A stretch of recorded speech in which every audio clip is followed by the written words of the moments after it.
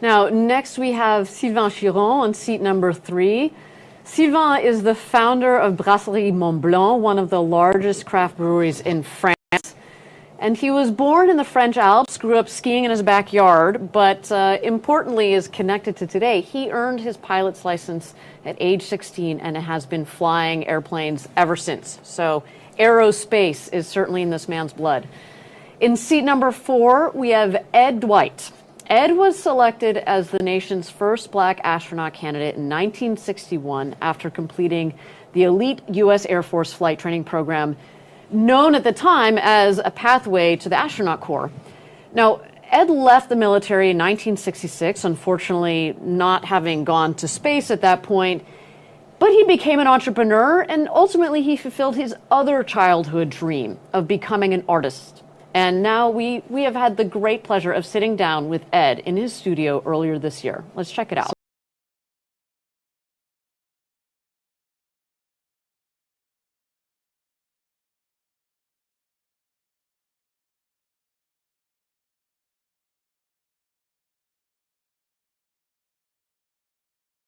Astronaut.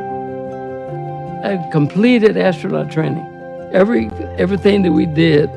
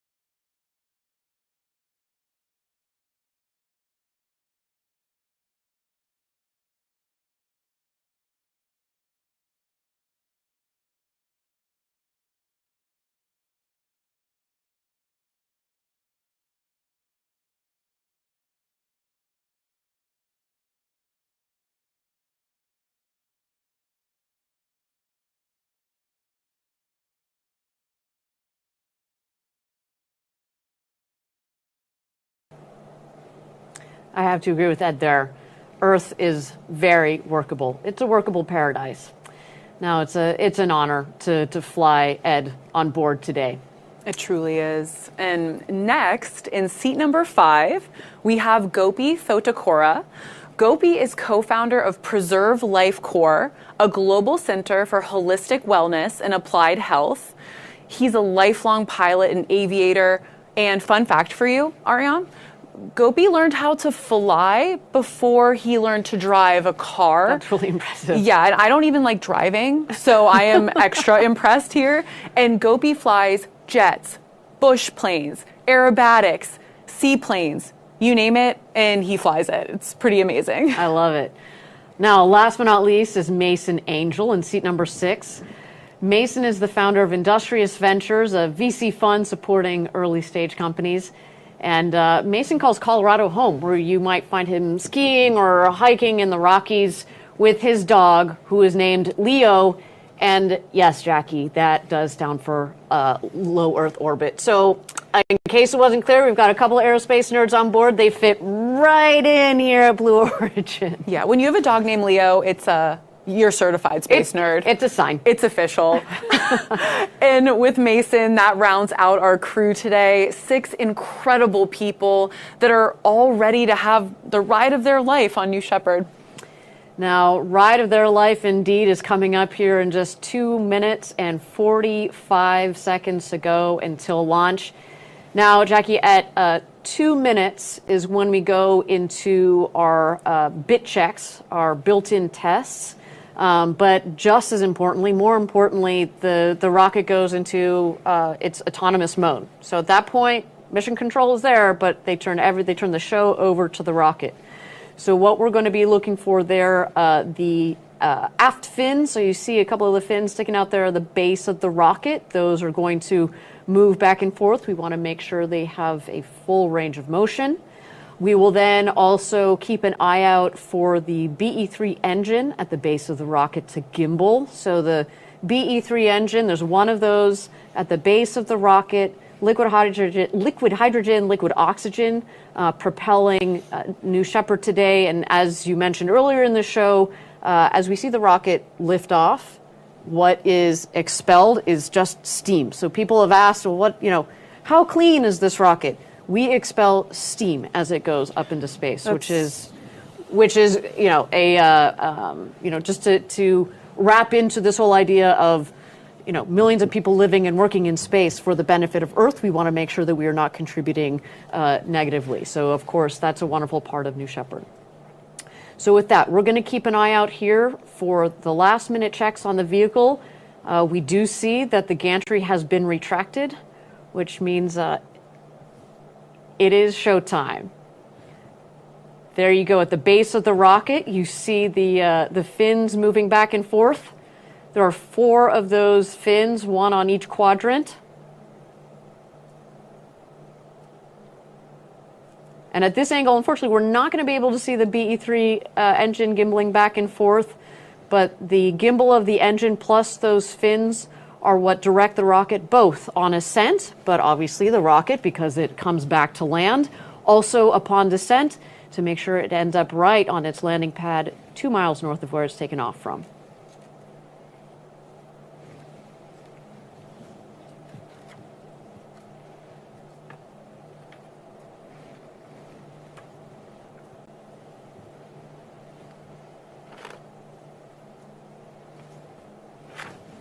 All right. Final countdown. Let's turn it over to mission control. Let's light this candle. 8, 7, 6, 5, 4. Command engine start. 2, 1, 0. Ignition. Start. And liftoff.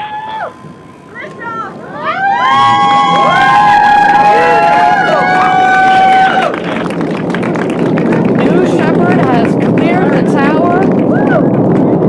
The rocket and our astronauts are heading up to space.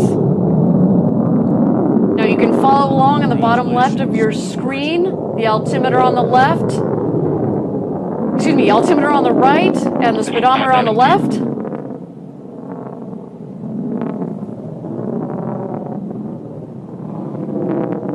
10,000 feet. That was a beautiful launch. Congratulations. Godspeed.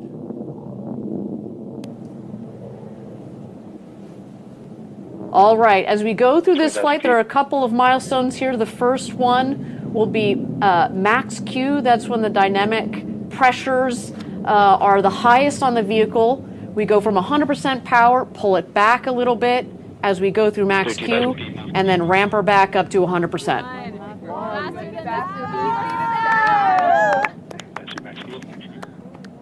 Okay, maximum pressure.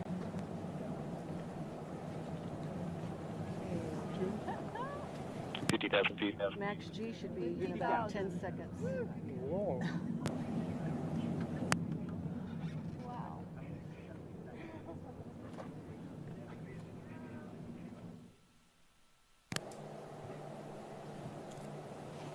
Max Q has been confirmed. Again, thank you everybody for joining us for New Shepard's 25th mission to space. So far, a nominal flight. We have gone through max Q. 100,000 feet. And the vehicle will continue to climb under full power of the BE-3 engine. The next milestone will be main engine cutoff. You will know when that happens when you see the glow of the engine at the base of the rocket go dim.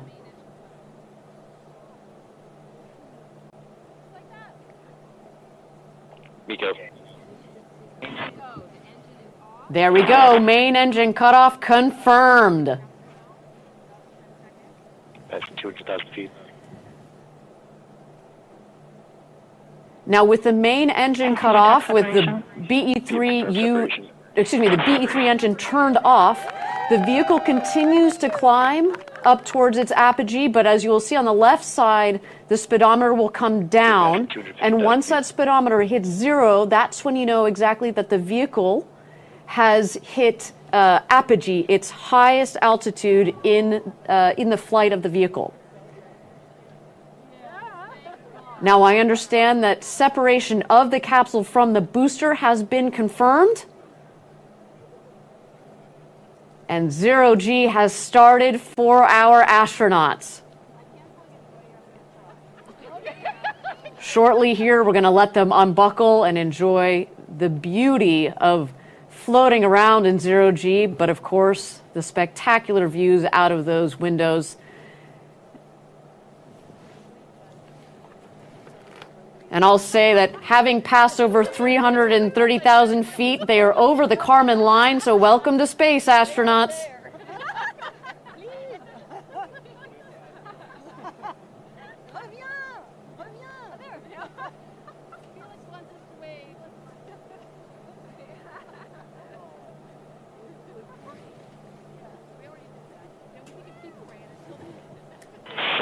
A few expected drops of UHF. And there we go.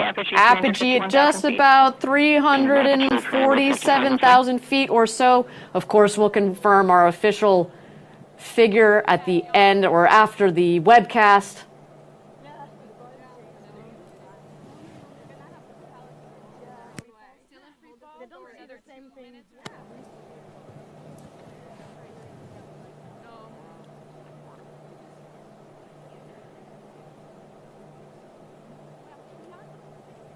At this point, our astronauts are still enjoying that beautiful 0G up in their capsule.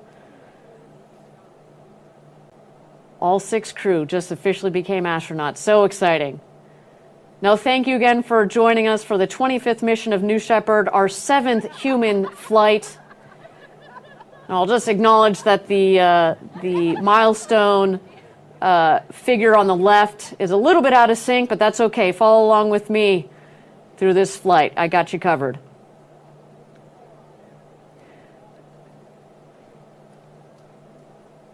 At this point into flight, you see the 2 craft, the rocket on the left, the crew capsule on the right, and you're going to see the speedometer on the bottom left of the screen increase as the vehicles speed up back towards Earth. The rocket is going to beat the capsule back down to the ground. It is more aerodynamically shaped. And once it hits atmosphere, we've got a multitude of aerodynamic surfaces that are going to guide it back to its landing pad just 2 miles north of the launch pad. And then just a little bit afterwards, we have the crew capsule, which will also come back down into that West Texas Valley for a nice soft landing. Launch pad is safe to pass, but not for approach. Copy, copies. Thank you for telling us. Yeah. We always see who can spot it first. Oh, I see it. You see it? Oh, Sarah wins. Sarah wins. We're in relation to the crowd. Okay, passing 50,000 feet. Oh, yeah. Oh, yeah. Yeah. Wait, above it? Below the clouds. From coming down. Oh, yeah. Very low before it. Oh, there it is. There it is. All right, you see the booster that is headed down. You see the drag fins, the drag brakes that have just deployed. Those cut the speed of the booster in half. Also at the top of the rocket there, you see the forward fins. They kind of look like pie slices, one on each quadrant. That helps keep the vehicle stable. And there we go, BE3 engine relight.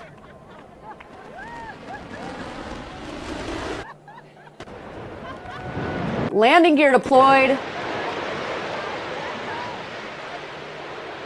50 feet, 8 feet per second. Nice job. Autosum started. And touchdown. Welcome home, New Shepard. What a beautiful flight to space and back for that booster.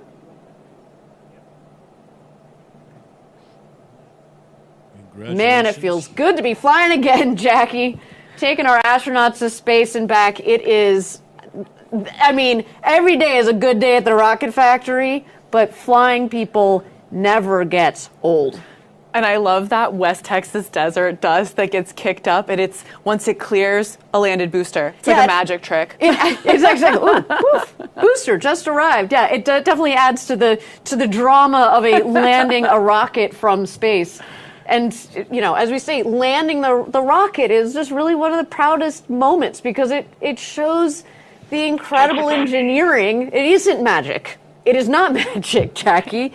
The engineering that has gone into building, designing, testing, flying, but bringing this rocket home from space, ready to be reused. You see, very quickly thereafter, the forward fins come back in, the drag brakes come back in. You look like you just fuel her up and launch her from there and get ready to go again. But the show is not over. The crew capsule has deployed its guide parachutes and its mains. Everything looking nominal on today's flight.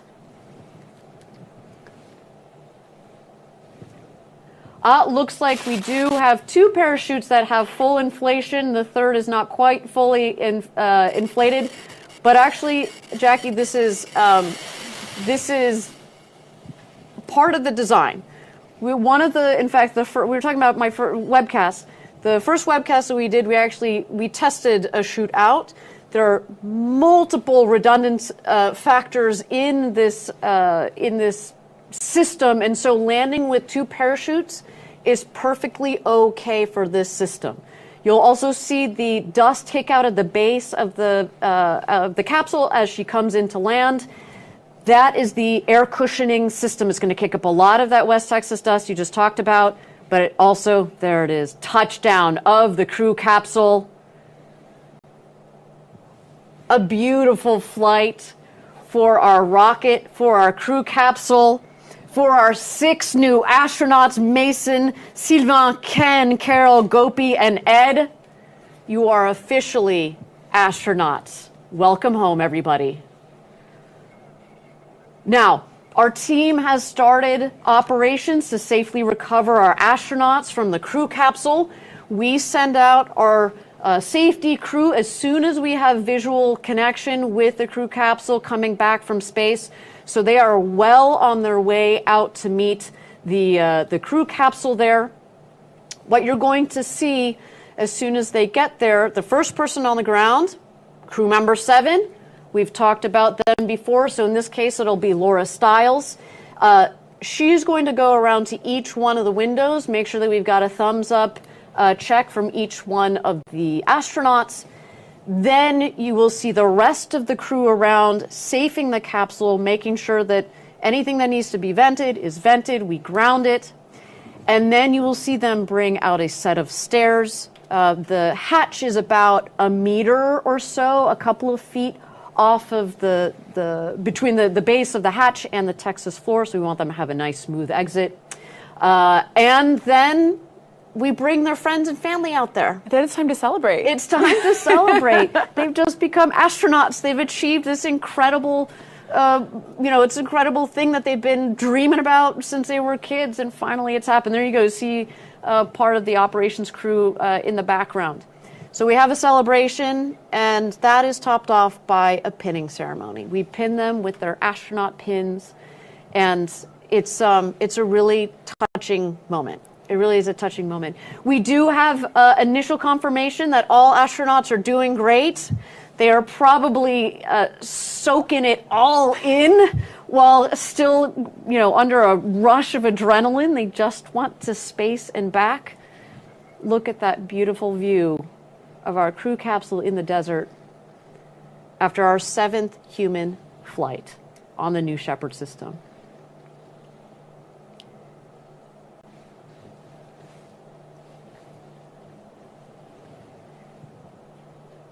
Now, Jack, you see the crew capsule there and the parachutes that have fallen not far from the capsule itself.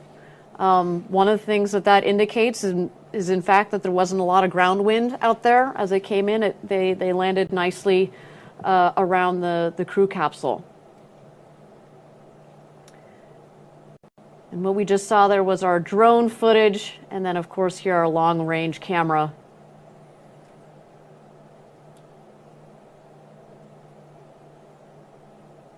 And Jackie, while this is a long-range camera, something that you can't miss on this crew capsule are the windows.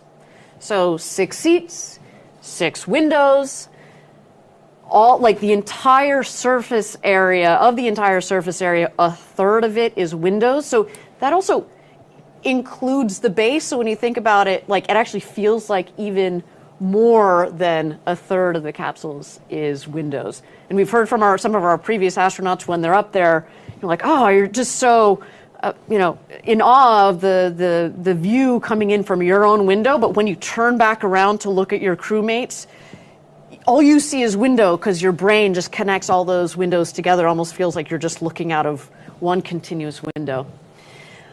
And talking about previous astronauts, why don't we talk with Chris Boshausen from our 2nd human flight.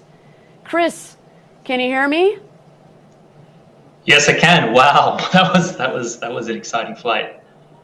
Wasn't that exciting?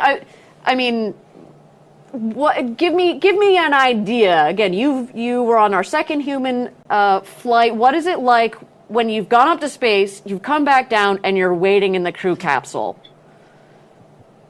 I think, if I recall, we were just so excited, and like on the way down, I remember William Shatner said, I think when the Capcom does the check-in, he said astronaut Lemley is crying, and then we're all crying, and then we landed, and I think we were kind of laughing with joy that we'd landed safely, but still just overflowing with emotion from what we just witnessed.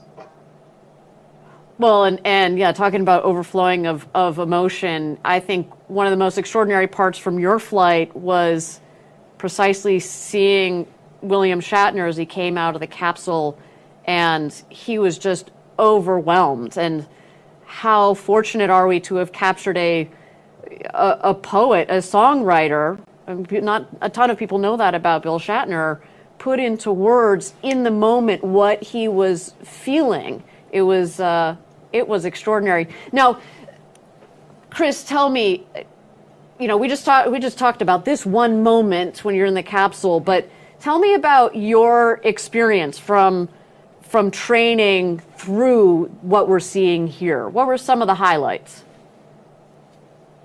I think probably the training was a lot of fun because we didn't really know each other before we showed up, and even before we flew, we really felt like a family. And I think one of the cool parts about the training is, as a crew, deciding how we're going to use our time. And we decided that, the thing you can't get on Earth or on a zero gravity flight is the view. And so we made a commitment as a team that we would all enjoy the view. I broke my own commitment because I did 2 somersaults the second I got out of my chair. But that view is just captivating. Do I also remember that you might have brought a little Lego man with you? I did, yeah. I carried up a few little keepsakes as sort of tributes to my influences. And one of the key ones was a little yellow Lego astronaut. And, ever since I was probably age 4, I've been building spacecraft out of Legos. So I really wanted to carry this up there for the inner child in me and everyone out there, no matter their age, to just keep playing and exploring. Critical question. Where is that Lego right now as we speak? He is sitting on my desk at home. He's very happy. Yeah, he is his also legs are an getting astronaut. a bit loose because I actually pick him up every day. Yeah, and he's an astronaut, right? I suppose there were five on our crew. He's an astronaut. We couldn't put the pin in the plastic, but I'm sure we can send him a pin anyway, if we haven't already. All right, Chris, just a second here. I want to comment on what's going on. So if you're just joining us, we have just had a successful 25th mission of New Shepard, the 7th human space flight for our New Shepard program.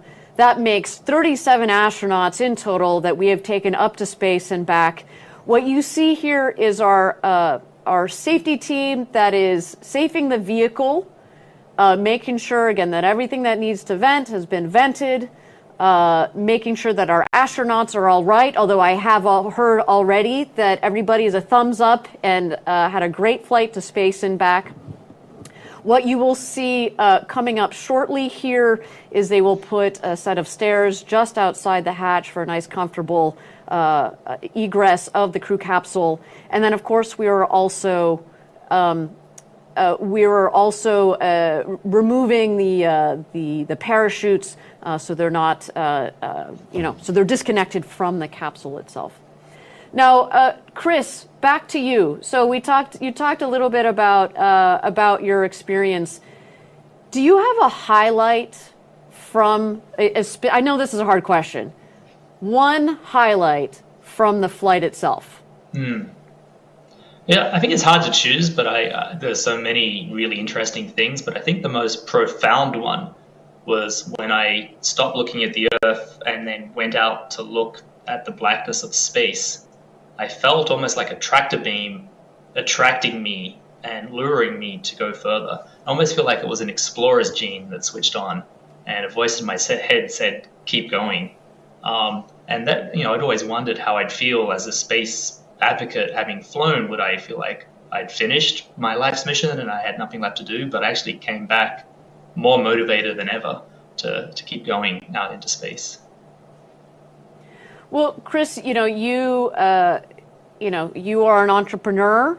You helped start the company Planet, which puts, small satellites, Earth observation satellites into space. Before that, you were executive director of Space Generation, trained in aerospace engineering.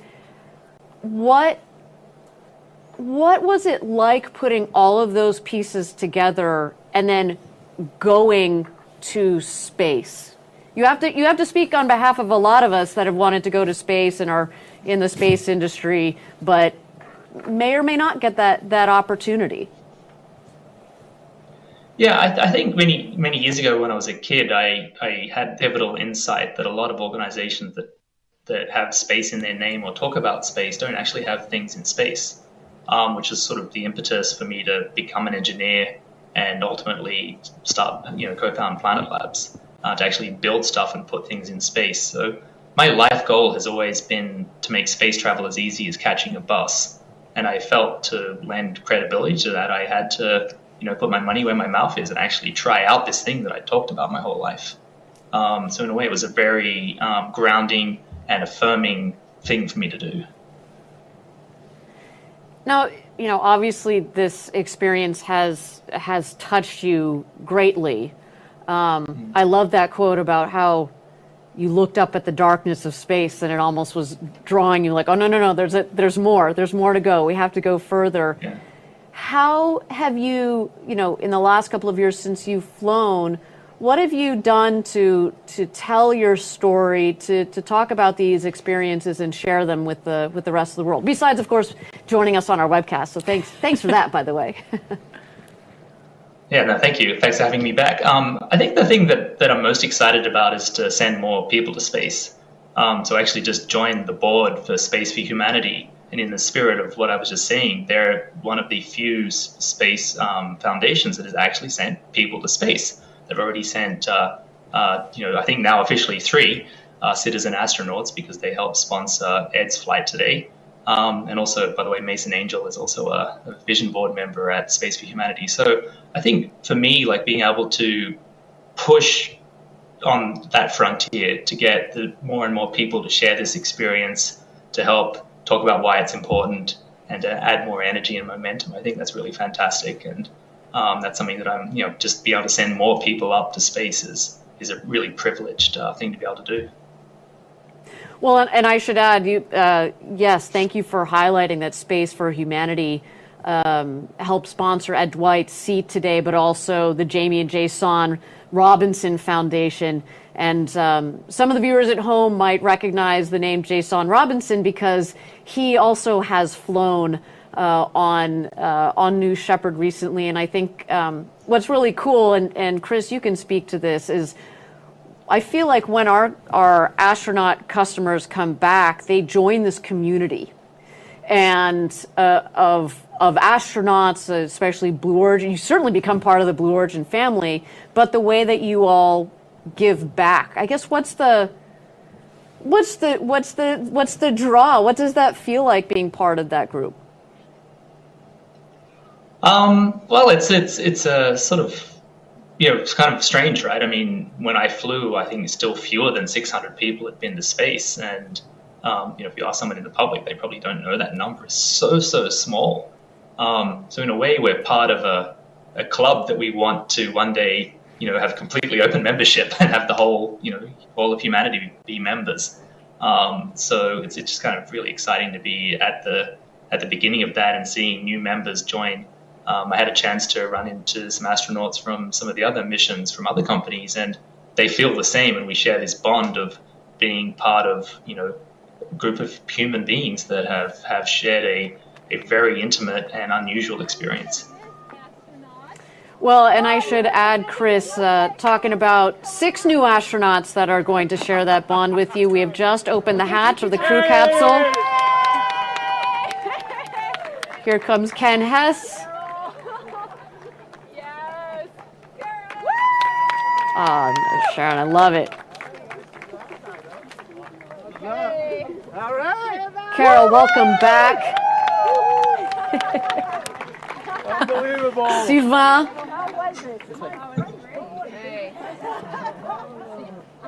And here exits Ed Dwight. This gentleman has waited a long time to go to space.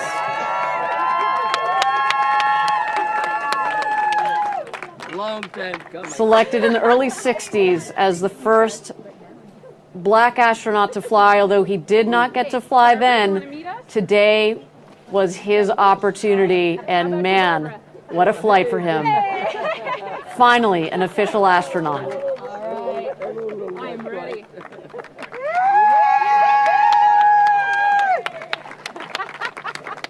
Thank you, everyone. Gopi Thotakura. Gopi can add spaceship to the litany of vehicles that he's flying. Exactly. Put that in his logbook. That's right. And of course, Mason, welcome home. Leo will be very excited to see Mason back on Earth. Yay! You're down. Here, one of you. Come right on over here.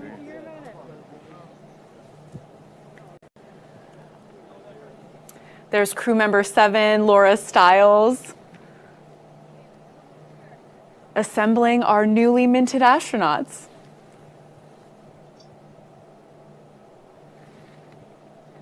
Overwhelmed, everything you can think of. And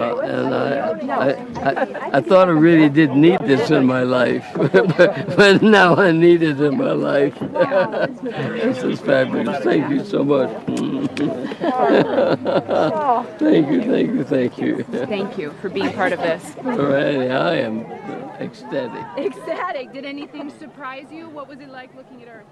Well, yeah, the transitions about the separations and stuff were a little bit more dynamic. I mean, they weren't nice, smooth,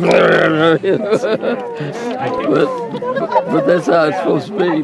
But it makes your mind wander. There's something wrong with it. But no, it was absolutely terrific, and the view. I mean, just even I couldn't see it, I could see it. Absolutely fantastic. Absolutely. This is a life-changing experience. Everybody needs to do this. Everybody needs to do this. And I love it. Hasn't done it yet. Oh, you have? No, sir. What? A life-changing experience. Everybody needs to do this. I think that is the quote, and it's so spot on the nose from Ed Dwight, from again a gentleman who's been waiting 60 plus years to do this.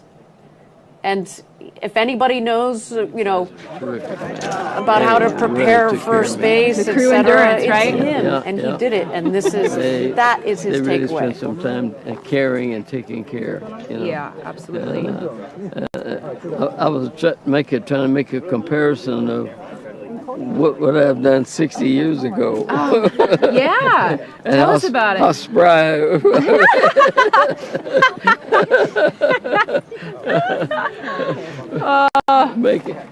Back in the day, making the world happen. But this is just absolutely fabulous, And I thought I didn't need it in my life, That's right. That's what you said this morning. Yeah. You've been thinking for 60 years, I don't need it. But And I then lied. today, you were lying. You needed it and you got it. You got it, I Ed. really, really didn't need it. Okay. You are an astronaut. Because it was the first real deal that I got involved in that I wasn't successful at. And that was the part that, because everything else I had done had all these little incremental successes, Right. They weren't Right. gigantic, but they were. You had a enough. lot of, don't be humble, you had a lot of successes. And to not finish this, really in the back of my mind, so I had to sublimate it and make it go away and say, well, I didn't need that anyway, But I did, and I wish I'd gotten it then, but it's great. That's all I can say. It's great. Absolutely fabulous. Well, we are so And happy you for guys, you. you guys are the best of the best of the best. Oh. No, I'm serious. But I was talking to Dave last night. We were sitting and chatting, and a fat guy one time said, "God, I love this job. I find me a first round. I love this job." I look at this grown man talking about he loves this job. I mean, what the hell is that? It's absolutely fabulous. So everybody in the organization, I don't know whether you guys took some true serum. I don't know how you Did did you it. see his glasses? Huh? Did you show him your glasses? How did the glasses work? It was perfect. I was moaning and groaning because the icons looked too small.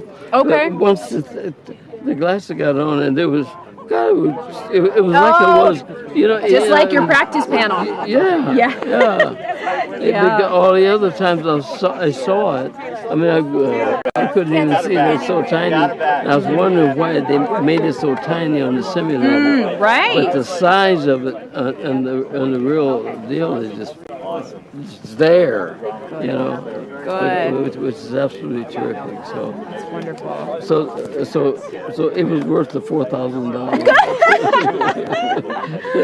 Oh, Yeah. we are so happy for you. So happy for you. Can we get you?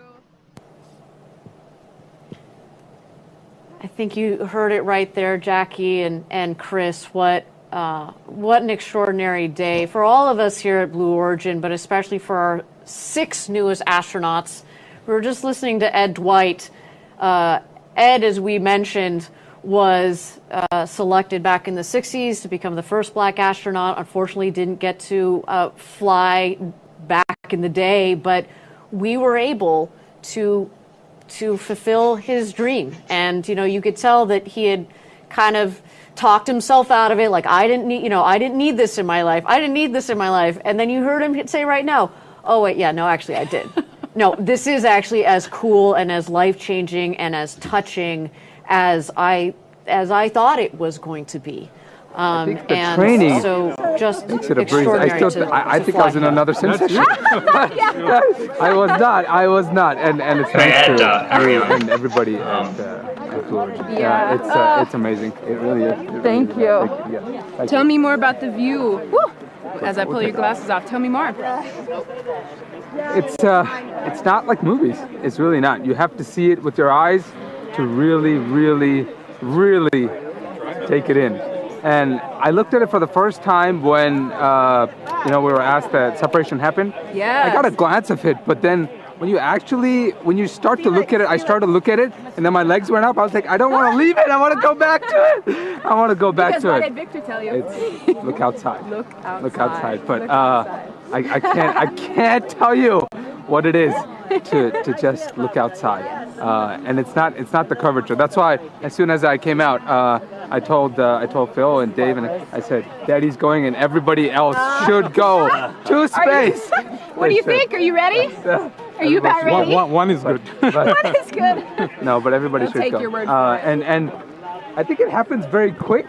The 5Gs, you feel every second of it. Oh yeah, you feel every second of it. You'll see me doing some things in there, but you'll feel it. But everything else apart, it was good to see us from the other side. And that's what I started with, right? It's good to see us from the other side. And what you guys have designed and done here, I think every person standing on this planet should go and witness it to really understand what it is, because I can't describe it to you, and I won't. You should go up there and see it. But yeah. Thanks everyone. Thank you so much. Thank you for bringing him back safe.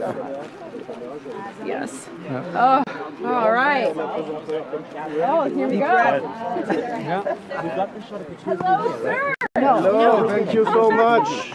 Wow. All right. Oh my gosh. That was Welcome incredible. back. Yeah, I'm not back yet quite. Yeah, well, it might take What an incredible day for all of us, and especially our crew on board. Mason Angel, Sylvain Chiron, Ken Hess, Carol Schaller, Gopi Thotakura, and Ed Dwight.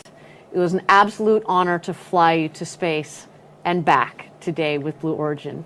And if you would like to follow in the pioneering footsteps of these astronauts and purchase your own seat on a future ride to space, please visit blueorigin.com and click Fly to Space. Your own journey to visit the Kármán line is closer than you think.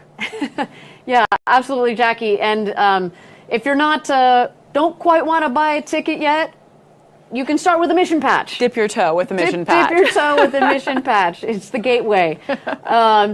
This is our mission patch from today. You probably saw that on the flight suits of our astronauts. You too can buy one of these mission patches to add to your collection, or find some other cool Blue Origin gear at our Blue Origin shop. That is a sweet looking patch. There are some Easter eggs in there. Jackie, do you want to tell us a little bit about what's going on? Yeah, that's right, Ariane. The NS-25 patch features the Gemini spacecraft, which represents Ed Dwight's aerospace training era. And the hand lifting the crew capsule is a nod to his really unique and amazing artwork. The sunrise represents Mason Angel and Carol Schaller's desire to experience the overview effect. The mountains symbolize Carol Schaller, Gopi Thotakura, and Sylvain Chiron's passion for climbing and skiing. The leaf design on the crew capsule is a nod to Ken Hess and the family heritage software he developed. The patch is a really cool one, and it incorporates all of our astronauts in a really special way from today's flight. Now, if you would like to join our team and help build the road to space, we have hundreds of positions open across all of our facilities, including machinists and programmers from Florida to LA to Alabama to up here in Kent, Washington. Go to our website, check it out, blueorigin.com/careers. Yeah, come work with Ariane and I. Come work with the two of us. All right, everybody, my name is Ariane Cornell. For Jackie Cortez, a special thank you to Chris Bosshausen. To all of you for joining us from around the world. Until our next launch, Gradatum Ferociter.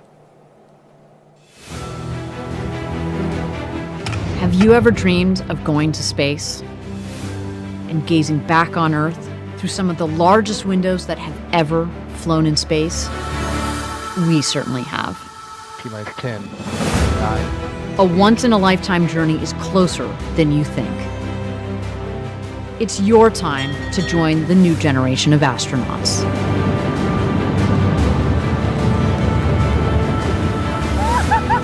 To book your flight, visit blueorigin.com and click Fly to Space. Tell us as much as you can about yourself. We welcome you to the final frontier.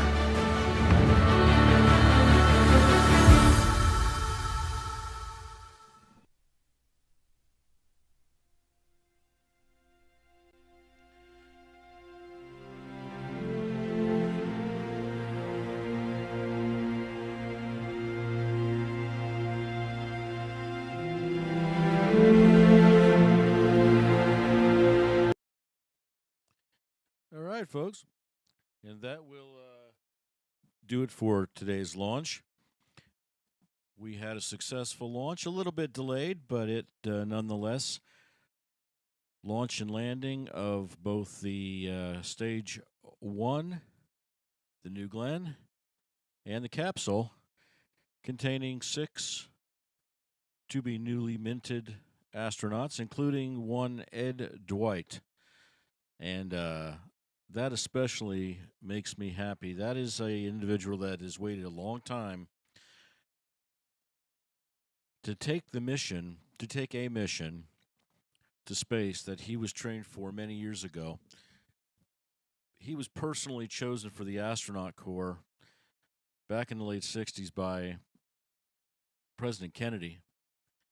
Went through the training and would have been the first man of color to fly, and it would have been a Gemini mission.